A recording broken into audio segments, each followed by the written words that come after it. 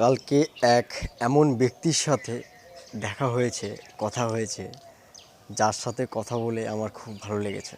কারণ সেই ব্যক্তিটা হজ কমপ্লিট করে এসেছে, সেই ৪৫-৪৭ দিনের ট্যুর। কারণ হজ একটা ধর্মীয় স্থান বা বিশাল মহাধর্মীয় তীর্থস্থান একটা। সেখানে কিন্তু ইসলামী যারা রয়েছেন তাদের পক্ষে ইচ্ছা থাকলেও নাকি পূরণ হয় না, বা টাকা পয়সা থাকলেও পূরণ হয় না। প্রচুর কোটিপতি যেতে চায় কিন্তু যেতে পারে না। কিন্তু এই সমস্ত জায়গায় যাওয়াটা একটা ভাগ্যের ব্যাপার। তো আমি ব্যক্তিটার সাথে কথা বলে বুঝলাম যে সত্যি তার ভিতরে একটা সেই ব্যাপারটা আছে, যে জিনিসটা তার পাওয়ার যোগ্য।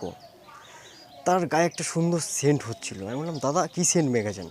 বলছে, এটা সেন্ট না, এটা আতর। আমি বললাম, এরকম আতরের সেন্ট আমি কমই শুনেছি, বা আপনার এখানেই প্রথমই করলাম। তো বলছে, হ্যাঁ, এটা একটু সেখানকারই আতর আনা। ইন্ডিয়ান টাকায় এর 10 ml এর দাম 12,000 টাকা। আমি বললাম, আচ্ছা, তার মানে এর থেকেও দামি কিছু আছে?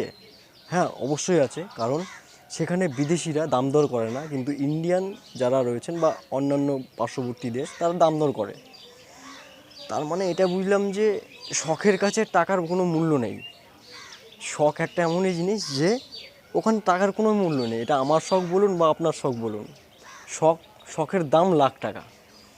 তো এটাই হচ্ছে ব্যাপার, টাকার কোনো মূল্য নেই। আর আরেকটা জিনিস যে আমার মাথায় ঘুরপ্যাচ করছিল, যে একটা ব্যক্তি মেডিটেশন করে, ধর্মীয় আলোচনা করে এবং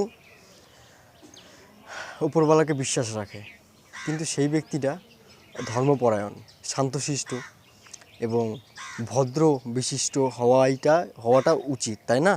কারণ একটা ব্যক্তি যদি শান্তশিষ্ট বা মেডিটেশন করে, সে ব্যক্তি অবশ্যই শান্ত এবং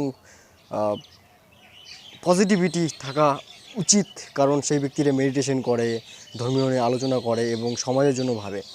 কিন্তু এখানে কি হচ্ছে, কিছু কিছু ক্ষেত্রে এমনও কোনো ব্যক্তি আছেন যারা ধর্ম নিয়ে আলোচনা করেন, মেডিটেশন করেন, কিন্তু যখন এই অবস্থায় থাকে তখনই সেই ব্যক্তিটা শান্ত থাকে, একদম শান্ত থাকে।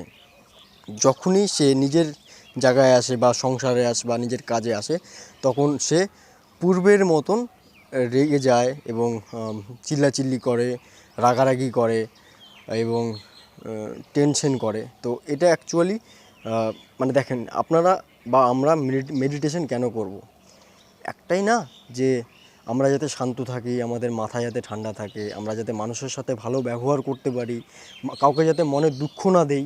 এই জন্যই তো আমরা উপরওয়ালার নাম করি বা মেডিটেশন করি। এখানে কি হচ্ছে, সেই ব্যক্তিটা অভ্যাসবশত মেডিটেশন করছে বা ধর্ম আলোচনা করছে, কিন্তু সেই অভ্যাসটা তার জীবনে নামছে না। অবশ্যই এটা নামা উচিত। আর আমরা কেন মেডিটেশন করব? এই জন্যই না, যে আমরা যাতে শান্তশিষ্ট থাকি। তো মেডিটেশনও করব এবং আমাদের সেই মেডিটেশনের যে যে ভাইব, সেটা আমাদের জীবনেও যাতে প্রবেশ করে, সেটাই লক্ষ্য করার বিষয়।